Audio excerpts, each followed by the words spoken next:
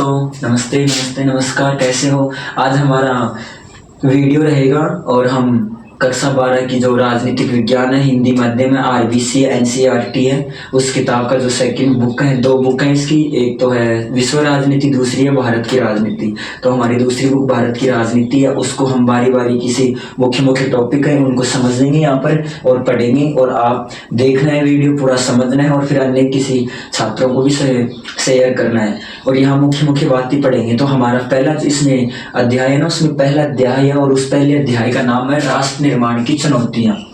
अध्याय कक्षा 12 और सेकंड बुक है, ये सुन लेना, बुक है सेकंड और उसका पहला अध्याय है राष्ट्र निर्माण की चुनौतियां।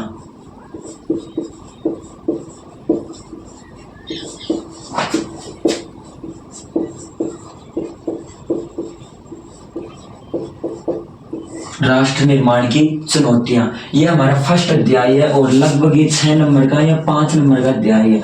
और यदि इस वीडियो को, इस अध्याय के पूरे वीडियो को आप सही तरीके से समझ लेंगे या पढ़ लेंगे तो शायद मुझे नहीं लगता कि तुम्हारा एक भी क्वेश्चन गलत हो जाएगा, पूरी उम्मीद के साथ कह सकता हूँ। लेकिन आप देखना है, इस पहले अध्याय में आप क्या पढ़ेंगे, भारत कैसे आजाद हुआ, किस तरह आजाद हुआ, आजादी में कौन कौन सी समस्याएं थी, और फिर आगे चलकर हमारे देश का विकास कैसे हुआ, कैसे लोकतंत्र की स्थापना हुई, कैसे विकास किया गया, और जो देशी रियासतें थी उनको कैसे भारत में विलय किया गया, मर्जर किया गया, और फिर राज्यों का एकीकरण, राज्य पुनर्गठन आयोग कैसे किया गया, ये पूरा इस अध्याय में आप पढ़ लेंगे, मुख्य मुख्य हर चीज आप। बस एक लंबे समय से और बने रहे सही तरीके से, राइटिंग आपको समझना है। सुनो, राष्ट्र का मतलब होता है, मैं समझाऊंगा बारीकी से, देश, और निर्माण का मतलब होता है एक तरह से बनाना, क्योंकि अभी भी भारत आजाद होगा।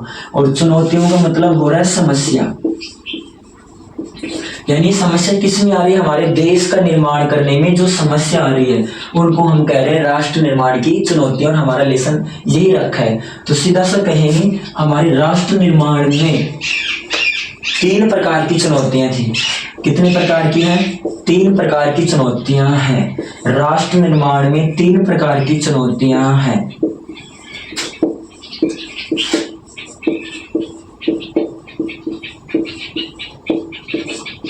तीन प्रकार की चुनौतियां कौन कौन सी, और ये बड़ा क्वेश्चन आता है, राष्ट्र निर्माण में कौन कौन सी चुनौतियां थी, 1947 में भारत के सामने कौन कौन सी, आजाद भारत के सामने कौन कौन सी चुनौतियां, ऐसा क्वेश्चन आ सकता है, आता है। और वो कितनी चुनौतियां? 3 प्रकार की। 3 लिखोगे 3 नंबर में आएगा, कर सकते हैं, 4 नंबर में आएंगे, करेंगे ना, आपके नंबर पूरे आएंगे। 3 प्रकार की जो चुनौती है, उसमें पहली चुनौती है देश को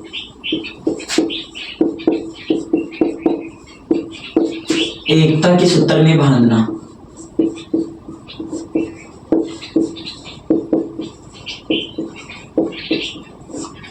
एकता के सूत्र में बांधना। और दूसरी चुनौती है लोकतंत्र की स्थापना करना, यानी भारत में लोकतंत्र की स्थापना करना।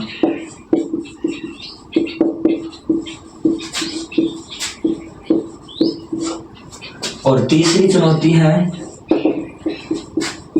समानता के आधार पर विकास करना।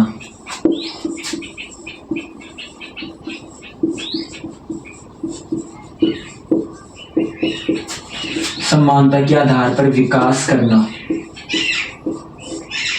ये 3 चुनौती है। और ये तीनों बड़े क्वेश्चन में आती है कि राष्ट्र निर्माण की कौन कौन सी चुनौतियां, राष्ट्र के समक्ष कौन कौन सी चुनौतियां थी सन 1947 के समय। देश को एकता के सूत्र में बांधने की, लोकतंत्र की स्थापना करना, और समानता के आधार पर भारत का विकास करना, ये 3 चुनौतियां हैं। देश को एकता के सूत्र में बांधना, इसका अर्थ क्या होता है कि जो भारत आजाद हुआ है वो छोटी छोटी रियासतें हैं भारत में, लगभग 563 जो रियासतें हैं, इनको भारत में मिलाना और फिर एक भारत बनाना, अखंड भारत बनाना, ये चुनौती है तो पहली। इसलिए भारत को एकता के सूत्र में बांधना। और कैसे एक्सप्लेन करें इसमें, भारत में अलग अलग प्रकार के जाति के लोग रहते हैं, भारत विविधता भरापूर्ण देश है, भारत में अलग अलग प्रकार की जाति के, धर्म के लोग रहते हैं, भाषा के लोग रहते हैं, लिपियों के लोग रहते हैं, संस्कृति के लोग रहते हैं, और इन सबको एक रखना है और सबको एक करके भारत में मिलाना है। ये भारत के सामने कठिन चुनौती थी एक तरह से।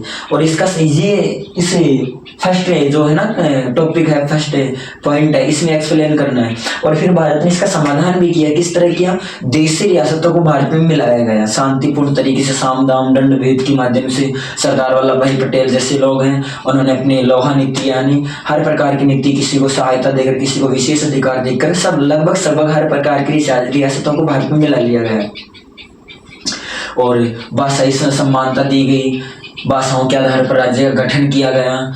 इस आधार पर हमारे देश की एकता अखंडता की है जो समस्या, उसका समाधान कर लिया है और सभी को समान अधिकार देकर कर लिया। तो ये तो थी पहली, देश को एकता की अखंडता के सूत्र में बांधने की समस्या। दूसरी है लोकतंत्र की स्थापना करना। दूसरी समस्या लोकतंत्र की स्थापना। इसका मतलब क्या हुआ? आजादी से पहले भारत में लोकतंत्र नहीं था। ब्रिटिश शासन के समय वो अंग्रेज थे और सभी को समानता के आधार पर वोट डालने का अधिकार नहीं देते थे। वो लोग अमीर हैं, शिक्षित हैं वो लोग, और वही पुरुष वही वोट देते हैं। तो अब ये चाहते हैं कि भारत आजाद हो गया, आजाद होने के बाद भारत में लोकतंत्र स्थापित हो और जिसमें सभी लोगों को समानता के आधार पर वोट देने का क्या मिले? अधिकार मिले, और सभी लोगों को मौलिक अधिकार मिले, मूलभूत विकास करने के अधिकार मिले, समानता स्वतंत्रता जैसे अधिकार मिले, और किसी का भेदभाव, अस्पृश्यता, छुआछूत जैसी स्थिति न हो, और कोई भी वोट डाल सकता है, कोई उम्मीदवार खड़ा हो सकता है, और सब नागरिक जो व्यवसायक है, जो 21 वर्ष का 47 के समय, वो व्यक्ति क्या डाल सकता है? वोट। इस तरह हमारे भारत में लोकतंत्र की स्थापना की गई। 1952 में चुनाव करवाए गए, चुनाव करवाकर आम चुनाव थे वो सफल हुए और भारत में संसद का गठन हो गया, लोकसभा का गठन हो गया और राज्य विधानसभाओं का गठन हो गया, और इस तरह भारत में लोकतंत्र क्या हो गया? सफल हो गया।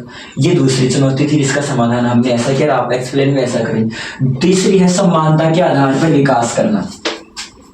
तीसरी चुनौती ये थी कि समानता के आधार पर विकास करना, कि आजादी से पहले जब अंग्रेजों का भारत में शासन था तो वो समानता के आधार पर कोई विकास नहीं करते थे। वो हमेशा विकास की ऐसी नीतियां अपनाते थे जिनसे सर्वाधिक लाभ ब्रिटेन को मिले और नुकसान भारत का। तभी तो दादा भाई नौरोजी जैसे लोगों ने, नेताओं ने, क्रांतिकारियों ने धन का निष्कासन जैसा सिद्धांत देकर अंग्रेजों का विरोध किया। तो अब भारत के नेता आजादी के बाद ये चाहते हैं कि भारत में इस आधार पर विकास हो, समानता के आधार पर, जिससे भारत के सभी लोगों का विकास हो, भला सभी का हो। तो शायद इसके लिए हमने योजना आयोग की स्थापना की, पंचवर्षीय योजनाएं अपनाई और समानता के आधार पर समाजवादी मिश्रित अर्थव्यवस्था अपनाकर सब विकास करने का तरीका अपनाया, जिससे सभी लोगों को क्या पहुंचा? लाभ पहुंचा। ये राष्ट्र निर्माण की 3 चुनौतियां थी और तीनों का हमने क्या कर लिया है? समाधान। आपके पास क्वेश्चन है, ये आएगा आजाद भारत के सामने कौन कौन सी चुनौतियां थी? आप लिखोगे आजाद भारत के सामने 3 प्रकार की मुख्य चुनौतियां हैं। देश को एकता अखंडता के सूत्र में बांधने की, लोकतंत्र की स्थापना करने की और समानता के आधार पर विकास करने की। और फिर ये पॉइंट ऐसे बना के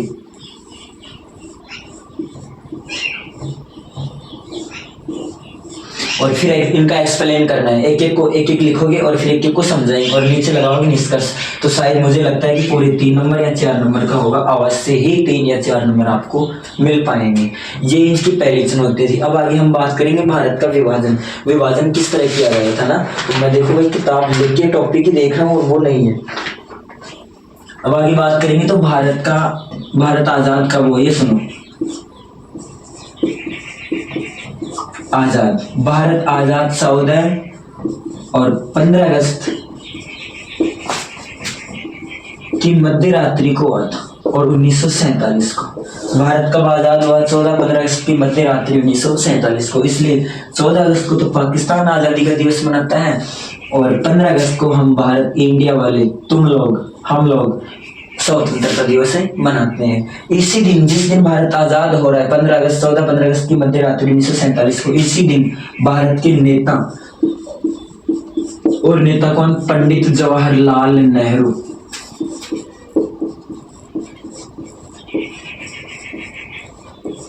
पंडित जवाहरलाल नेहरू ने संविधान सभा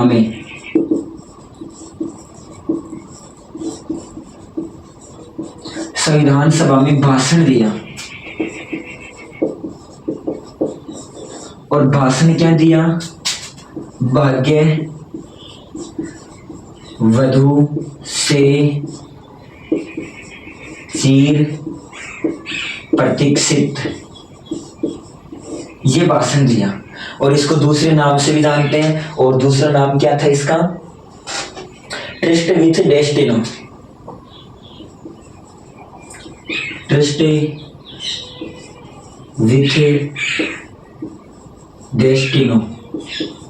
ये इसका दूसरा नाम था। ये है तो पूरा एक ही, लेकिन इसको एक नाम से जाना जाता है, ट्रस्ट विद डेस्टिनो, और हिंदी में नाम है भाग्य वधु से चिर प्रतीक्षित। ये संविधान सभा में 14-15 अगस्त की मध्य रात्रि 1947 को हमारे पंडित जवाहरलाल नेहरू ने भाषण दिया। तो ये क्वेश्चन पूछा जाता है, भाग्य वधु से चिर प्रतीक्षित भाषण दिया था निम्नलिखित में से पंडित नेहरू ने, पंडित जवाहरलाल नेहरू ने। यदि ये नाम ना आए तो आएगा दृष्टि विद डेस्टिनो भाषण दिया था पंडित जवाहरलाल नेहरू ने। कहा?